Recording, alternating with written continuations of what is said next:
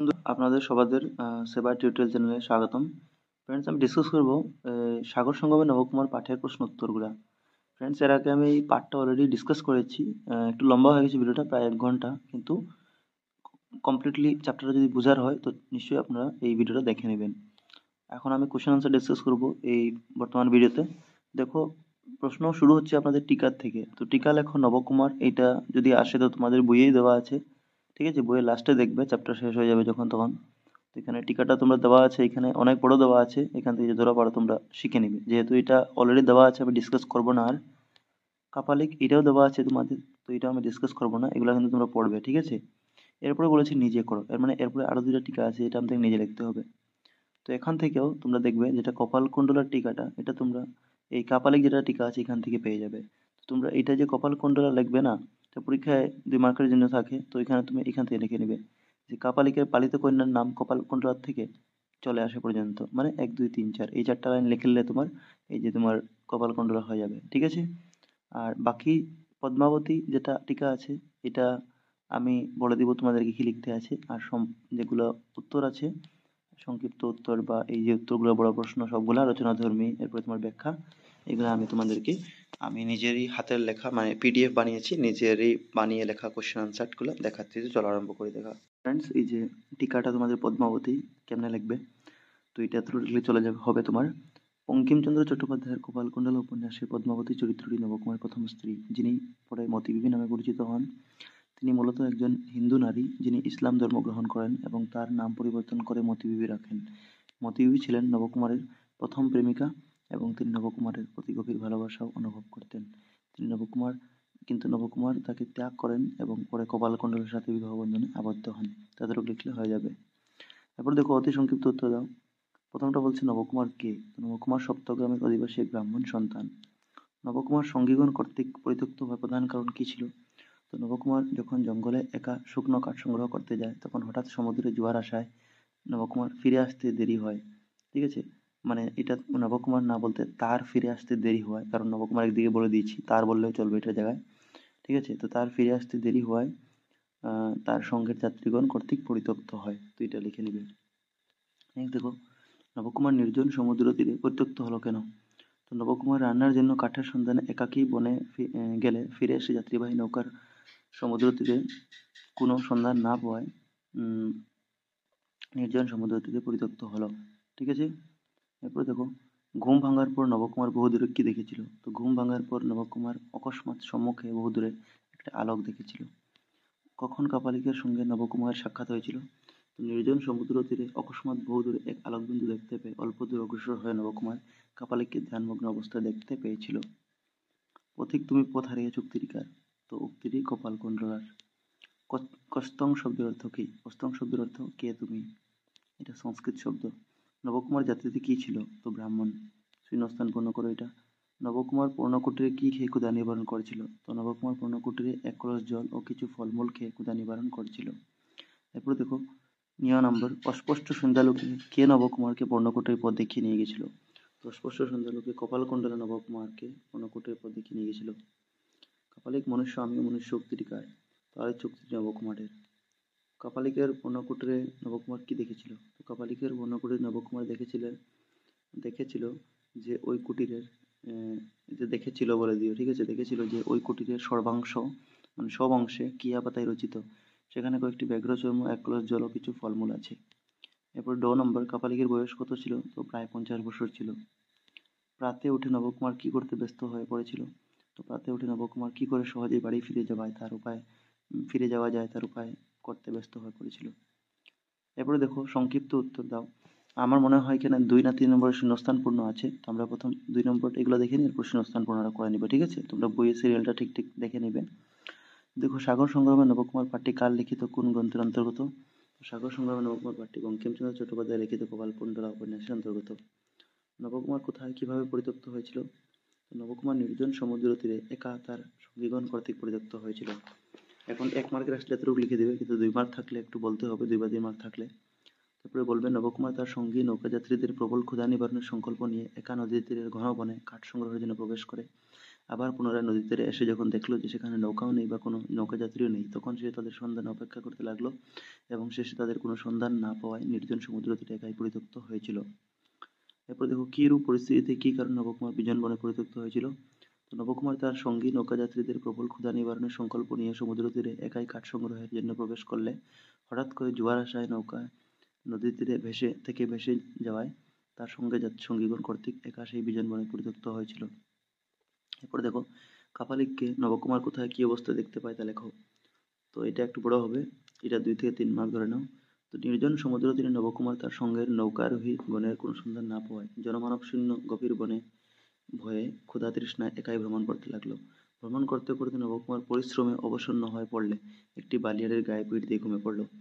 ঠিক আছে, গভীর রাতে নিদ্রাভগ্ন হলে সে হঠাৎ করে বহু দূরে এক আলোকবিন্দু দেখতে পেয়ে তার দিকে এগোলে নবকুমার কাপালিককে দেখতে পেয়েছিল।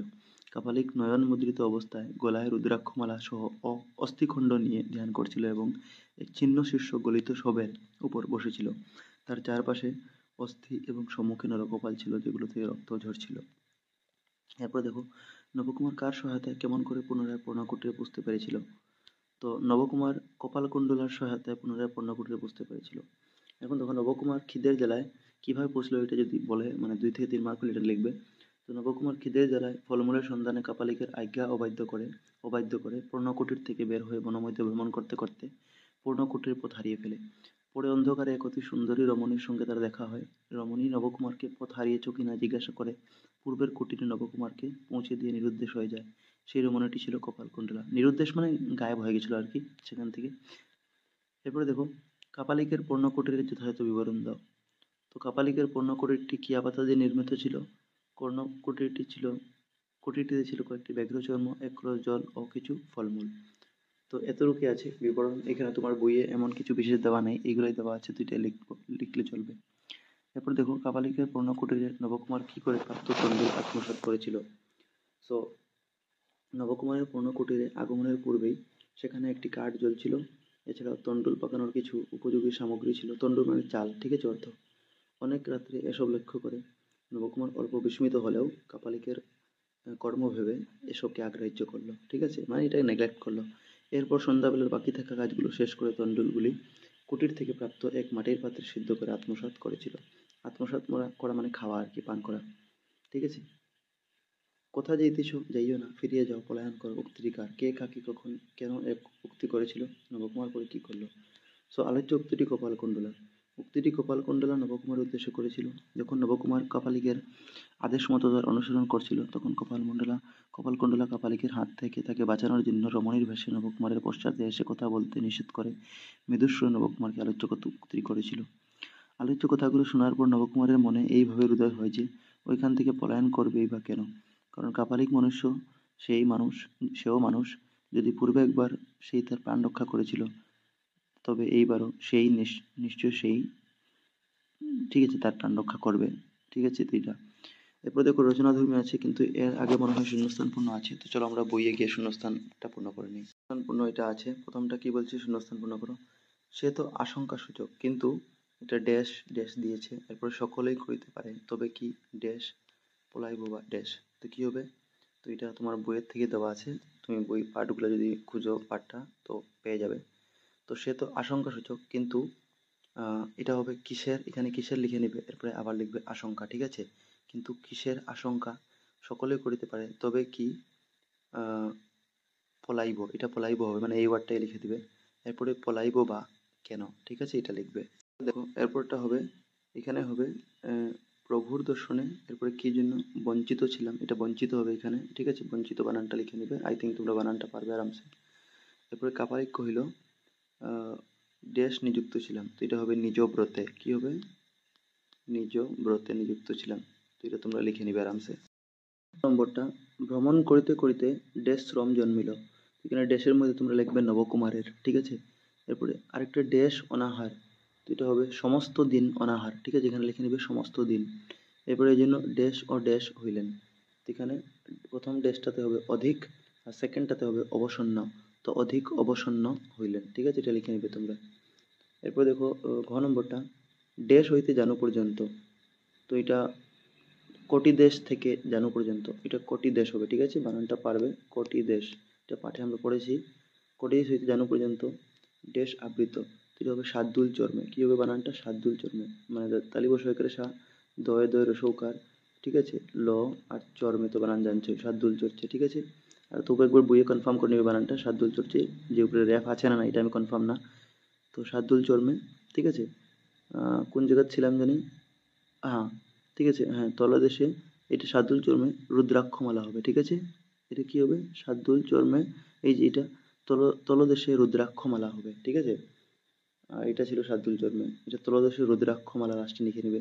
এরপরে দেখো, পরে লাস্টেরটা যেটা আছে 9 নম্বর, পরে ড্যাশ শয়ন করলেন, তো পরে এটা হবে ব্যাঘ্র চর্মে, কি হবে, ব্যাঘ্র চর্মে, সরি বানানটা ভুলে গেছে, বয় ফলা, ঠিক আছে, ব্যাঘ্র চর্মে, বাঘের চর্মে, ব্যাঘ্র চর্মে শয়ন করলেন, সমস্ত ড্যাশ শীঘ্রই, তো সমস্ত এটা হবে দিবসজনিত, ঠিক আছে, সমস্ত দিবসজনিত শীঘ্রই, আচ্ছা সমস্ত, এটা এটা ড্যাশটাতে একটু লম্বা টার্ম আছে, সমস্ত দিবসজনিত তো হবেই, ঠিক আছে, আমি লিখে দিচ্ছি, এটা বইয়ে আছে, তোমাদের লাইন খুঁজতে আর কি একটু দিকদারি হয়, কিন্তু পেয়ে যাবে, দিবসজনিত ক্লেশ হেতু, ক্লেশ হেতু মানে হেরান হয়, তো দিবসজনিত ক্লেশ হতে পারে শীঘ্রই ড্যাশ হইলেন, তো এটা হবে নিদ্রাভিমূত, ড্যাশ হইলেন কি হবে লাস্টেরটা, নিদ্রাভিভূত, ঠিক আছে, নিদ্রাভিভূত মানে ঘুমিয়ে পড়লেন।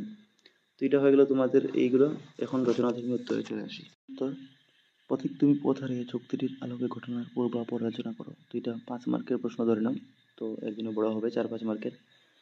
তো দেখো, সাগর সঙ্গম নবকুমারের গল্পটি নবকুমার ও তার সঙ্গী যাত্রীগণের গঙ্গাসাগর যাওয়ার এক বৃত্তান্ত। নবকুমার এই গল্পের মূল নায়ক। যখন গঙ্গাসাগরে বা সমুদ্র তীরেও বলতে পারো তুমি, ঠিক আছে, গঙ্গাসাগর না বলে সমুদ্র তীরেও বলতে পারো।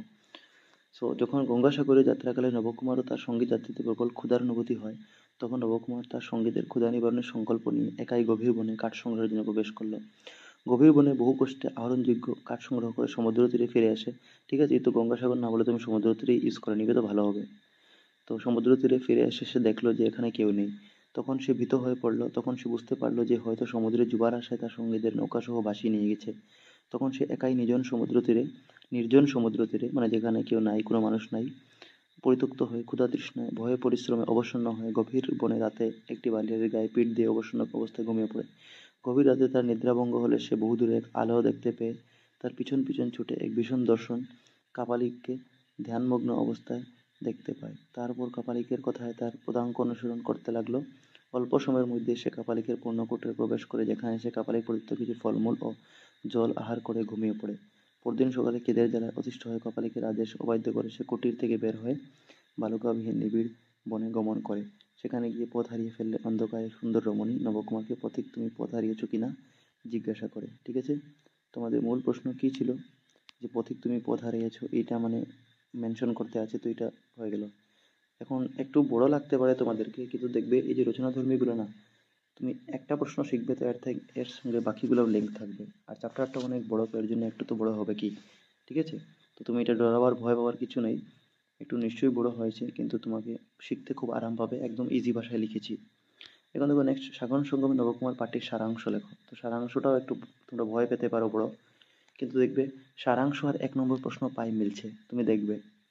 দেখো, সাগর সঙ্গম নবকুমার পাঠটি নবকুমার ও তার সঙ্গী যাত্রীগণের গঙ্গাসাগর বা সমুদ্র তীরে যাওয়ার এক বৃত্তান্ত, সেম আগেরটাই।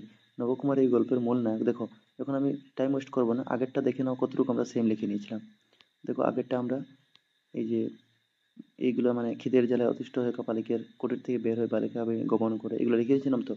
তো গমন করে পর্যন্ত খুঁজো, এই যে তুমি সারাংশ যেটা 9 নম্বর প্রশ্ন লিখছি, এটাও অতটুকু থাকবে মোটামুটি।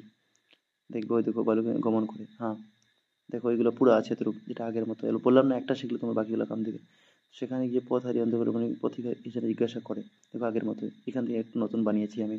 তো 9 নম্বরটা আমি একটু শর্টকাট করে দিলাম, আমি আর ডিসকাস করছি না, তোমরা বুঝে যাবে যে এটা আগের সঙ্গে আছে, আর নতুন যেটা লিঙ্ক হয়েছে এটা এখান থেকে নতুন লাগছে, যে পথ হারিয়েছে নাকি না জিজ্ঞাসা করলে, এবং পূর্বের কুটিরে নব, এটা নতুন, পূর্বের কুটিরে নবকুমারকে পৌঁছে দিয়ে নিরুদ্দেশ হয়ে যায়। সেই রমণীটি ছিল কপালকুণ্ডলা। পরদিন সন্ধ্যায় কাপালিকের সঙ্গে নবকুমারের সাক্ষাৎ হয়। তারপর কাপালিকের আদেশ মতো নবকুমার তার অনুসরণ করতে লাগলে কপালকুণ্ডলা কাপালিকের হাত থেকে তাকে বাঁচানোর জন্য রমণীর ভেসে নবকুমারের পশ্চাতে এসে কথা বলতে নিষেধ করে। মৃদুস্বরে নবকুমারকে কোথা যেতেছ, যাইও না, ফিরিয়ে যাও, পলায়ন করো উক্তিটি করে। আলোচ্য কথাগুলো শোনার পর নবকুমারের মনে এইভাবে হৃদয় হয় যে ওইখান থেকে পলায়ন করবে বা কেন, কারণ কাপালিকও মানুষ, সেই মানুষ, সেও মানুষ। যদিও পূর্বে একবার সে প্রাণ রক্ষা করেছিল, তবে এইবারও নিশ্চয়ই প্রাণ রক্ষা করবে। একটু বড় লাগলেও কিন্তু 1 নম্বরের প্রায়োরিটি ছিল, আর একটু এক্সট্রা এখানে আমি অ্যাড করেছি, ঠিক আছে? তো এটা দেখবে। এরপর দেখো, এ দেবী মানুষ নাকি কাপালিকের মায়া মাত্র, এই উক্তির আলোকে নবকুমারের মনোভাব ব্যক্ত করো। তো যখন নবকুমার খিদের জ্বালায় ফলমূলের সন্ধানে পর্ণকুটির থেকে বের হয়ে বালুকাভূমির নিবিড় বনের মধ্যে এদিক ওদিক ভ্রমণ করছিল, তখন সে পথভ্রান্তি হয়ে পর্ণকুটির পথ ভুলে ফেলল। এমন অবস্থায় যখন সে পুনরায় পর্ণকুটিরে ফিরে আসার প্রস্তুতি নেয়, তখন সমুদ্র তীরে অস্পষ্ট সন্ধ্যালোকে এক অপূর্ব রমণীকে দেখতে পায়। তার সৌন্দর্য বর্ণনা করতে করতে নবকুমার নিষ্পন্দ হয়ে সাগর কোলে স্তব্ধ হয়ে সে রমণীর দিকে চেয়ে রইল। রমণীও তার দিকে চেয়ে রইল। এইভাবে বহুক্ষণ দুইজন একে অপরের দিকে চাওয়ার পর রমণী হঠাৎ করে নবকুমারকে, পথিক তুমি পথ হারিয়েছ নাকি জিজ্ঞাসা করলে। নবকুমারের কোনো উত্তর না পেয়ে আইস বলে রমণীটি চলতে লাগলো। তারপর নবকুমারও সেই রমণীর অনুসরণ করে চলতে থাকলে পুনরায় ফিরে সেই পর্ণকুটিরে উপস্থিত হয়। কুটিরে প্রবেশ করে নবকুমার গভীর চিন্তায় নিমজ্জিত হয়ে ভাবতে লাগলো যে সেই রমণীটি আসলে কোনো দেবী না কেবলমাত্র কাপালিকেরই ছদ্মবেশ। এরপর দেখো, কাপালিক মনুষ্য আমি মনুষ্য উক্তির বক্তাকে সে এরূপ কথা বলার যথাযথ কারণ উল্লেখ করো। তো উক্তির বক্তা হলো নবকুমার। এরপর দেখো, গভীর বনে এটা মানে এটার যথাযথ কারণটা উল্লেখ করছি। তো গভীর বনে পরিত্যক্ত হয়ে পড়লে কাপালিকের অনুকরণে তার প্রাণ রক্ষা পায়, মানে নবকুমারের প্রাণ রক্ষা পায় বলতে পারো। সন্ধ্যাবেলা সমুদ্র তীর থেকে ফিরে এসে নবকুমার কাপালিকের কাছে বাড়ি যাওয়ার পথ দেখানোর জন্য অনুনয় করলে কাপালিকের কথায় নবকুমার তার পশ্চাৎ গমন করলো, মানে তার পিছনে পিছনে গেল। যখন নবকুমার কাপালিকের আদেশ মতো তার অনুসরণ করছিল, তখন কপালকুণ্ডলা নামে সেই রমণী যে তাকে পূর্বে একবার বালুকাবিহীন নিবিড় বনের মধ্য থেকে পর্ণকুটির পথ প্রশস্ত করেছিল, মানে পথ দেখিয়েছিল, সেই রমণীটি নবকুমারের পশ্চাতে এসে তাকে কথা বলতে নিষেধ করে মৃদুস্বরে নবকুমার, কোথায় যেতেছো, যাইও না, ফিরিয়ে যাও, পলায়ন করো, এই কথাগুলো বলেছিল। রমণী কথাগুলো বলার পর অদৃশ্য হয়ে গেল। তখন আলোচ্য কথা শোনার পর নবকুমারের মনে এইভাবে উদয় হয় যে ওইখান থেকে পলায়ন করবে বা কেন, কারণ কাপালিকও মনুষ্য, সেই মানুষও। যদি পূর্বে একবার সে তার প্রাণ রক্ষা করেছিল, তবে এইবারও নিশ্চয়ই করবে। তো এটাও প্রায় আগেরটার মতো মিলছে, দেখবে তোমরা, ঠিক আছে?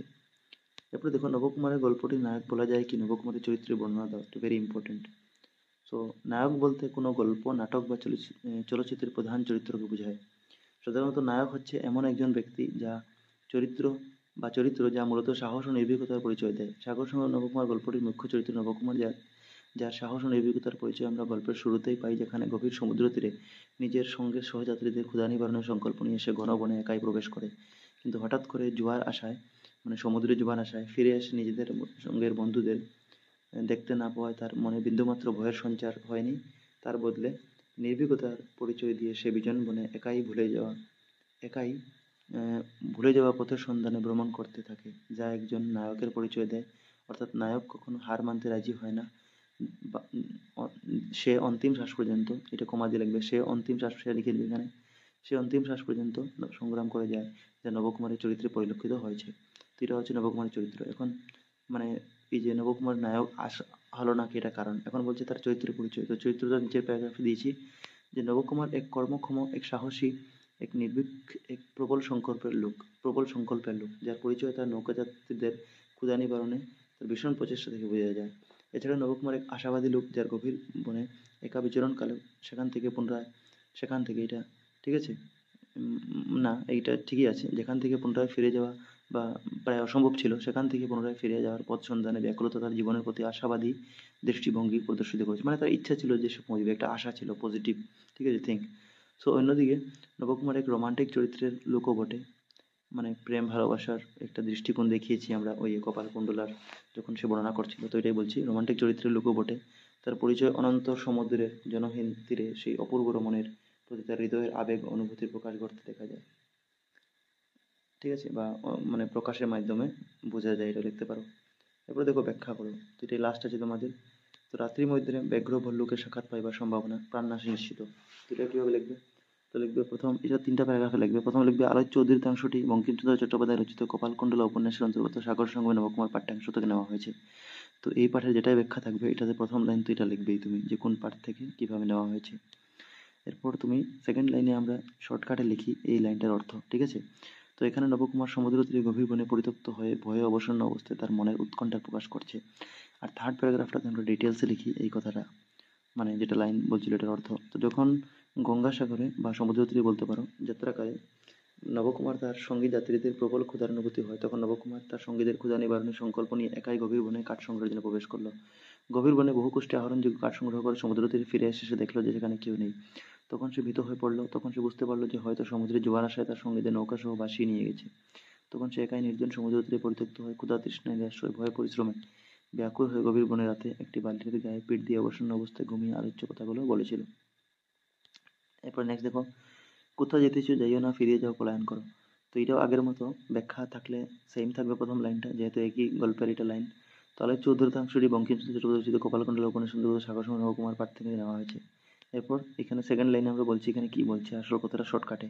তাহলে চোখ তৈরি কপালকুণ্ডলা রমণীর ভেসে নবকুমার উদ্দেশ্য করেছিল। এরপর ডিটেলসে, আলোচ্য কথাটি উক্তিরি কপালকুণ্ডলা নবকুমার উদ্দেশ্য করেছিল। যখন নবকুমার কপালিকের আদেশ মতো তার অনুসরণ করছিল, তখন কপালকুণ্ডলা কপালিকের হাত থেকে তাকে বাঁচানোর জন্য রমণীর ভেসে নবকুমারের পশ্চাতে এসে কথা বলতে নিষেধ করে মৃদু সুরে নবকুমারকে আলোচ্য উক্তি করেছিল। আলোচ্য কথাগুলো শোনার পর নবকুমারের মনে এইভাবে হৃদয় হয় যে সে ওইখান থেকে পলায়ন করবে বা কেন, কারণ কপালিকও মানুষের, সেও মানুষও। যদি একবার পূর্বেই সে তার প্রাণ রক্ষা করেছিল, তবে এইবারও নিশ্চয়ই করবে। তো এটাও প্রায় তুমি আগেরগুলোর থেকে ম্যাচ হবে দেখবে, যেটা বড় প্রশ্ন শিখেছিলে। তো এই জন্য আমার প্রশ্নটা শিখবে, তো তোমার অনেকটা হেল্প হবে। একটার সঙ্গে একটা প্রায় ম্যাচ আছে, তোমরা বানায়ও লিখতে পারবে যদি দুই একবার পড়ে নেও, প্রশ্নগুলো বুঝে নেও। পাঠটাও কিন্তু পড়ে নেবে, ডিটেলস আমি ডিসকাস করেছি। এরপর দেখো, কখনো স্তূপ তুলে কখনো স্তূপ শিখরে ভ্রমণ করতে লাগলেন, এটা কি? তো এটাও সেম, প্রথম লাইন সেম থাকবে। আর 14 বঙ্কিমচন্দ্র চট্টোপাধ্যায় রচিত কপালকুণ্ডলা উপন্যাসের অন্তর্গত সাগর সংগ্রাম নবকুমার পাঠকে নেওয়া হয়েছে। এরপর শর্টকাটে বলবো এই লাইনে কি বলছে।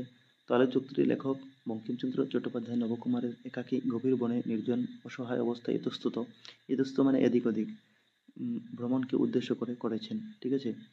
আচ্ছা, ইতস্তত যখন লিখে দিচ্ছ তো এদিক ওদিক লিখতে লাগবে না, যে কোনো একটা লেখো, ইতস্তত লিখো নাইলে এদিক ওদিক। তো এরপরে দেখো, নির্জন সমুদ্র তীরে নবকুমার তার সঙ্গের নৌকারোহীগণের কোনো সন্ধান না পাওয়ায় জনমানব শূন্য গভীর বনে ভয়ে ক্ষুধা তৃষ্ণায় একাই ভ্রমণ করতে লাগলেন। মনের চাঞ্চল্য হেতু নবকুমার এক স্থানে অধিকক্ষণ বসে থাকতে পারছিলেন না, তাই গভীর বনে রাত্রের অন্ধকারে হিমবর্ষে আকাশতল নিরাশ্রয়ে নিরাবরণে আকাশ প্রান্তর সমুদ্র সর্বত্র নীরব বালুকাস্তূপের চারিদিকে ভ্রমণ করতে লাগলেন।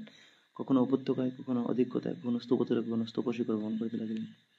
এরপর লাস্ট যেটা, অকস্মাৎ এইরূপ দুর্গম মধ্যে দৈবী মূর্তি দেখিয়া নিষ্পন্দ শরীর হয়ে দাঁড়াইলেন, তাহার বাকশক্তি রহিত হইল, স্তব্ধ হইয়া চাহি রইলেন। তো প্রথমটা সেম লিখবো, আমি আর ডিসকাস করছি না। এরপরে বালুকাবিহীন নিবিড় বনের মধ্যে পথভ্রম হয়ে সমুদ্র তীরে অস্পষ্ট সন্ধ্যালোকে এক অপূর্ব রমণীকে দেখে, দেখি নবকুমারের আলোচনা, এটা দেখে হবে, ঠিক আছে, দেখে লিখে নিয়েছি, এটা দেখে হবে। দেখে নবকুমারের আলোচনা মনোভাব সৃষ্টি হয়েছিল। এরপর দেখো, যখন নবকুমার খিদের জ্বালায় ফলমূলের সন্ধানে পূর্ণকুটির থেকে বের হয়ে বালুকাবিহীন নিবিড় বনের মধ্যে এদিক ওদিক ভ্রমণ করছিল বা ইতস্তত ভ্রমণ করছিল, তখন সে পথভ্রান্তি হয়ে পূর্ণকুটির পথ ভুলে ফেলল। এমন অবস্থায় যখন সে পুনরায় সেই পূর্ণকুটিরে ফিরে আসা প্রস্তুতি নেয়, তখন সমুদ্র তীরে অস্পষ্ট সন্ধ্যালোকে এক অপূর্ব রমণীকে দেখতে পায়, যার সৌন্দর্য বর্ণনা করতে গিয়ে নবকুমার নিষ্পন্দ হয়ে সাগর কোলে স্তব্ধ হয়ে সে রমণীর দিকে চেয়ে রইল। তো ফ্রেন্ডস, এটার সঙ্গে তোমাদের প্রশ্নোত্তরগুলো শেষ হচ্ছে। আশা করছি তোমাদের প্রশ্নোত্তরগুলো বেনিফিট করবে। Thank you for watching.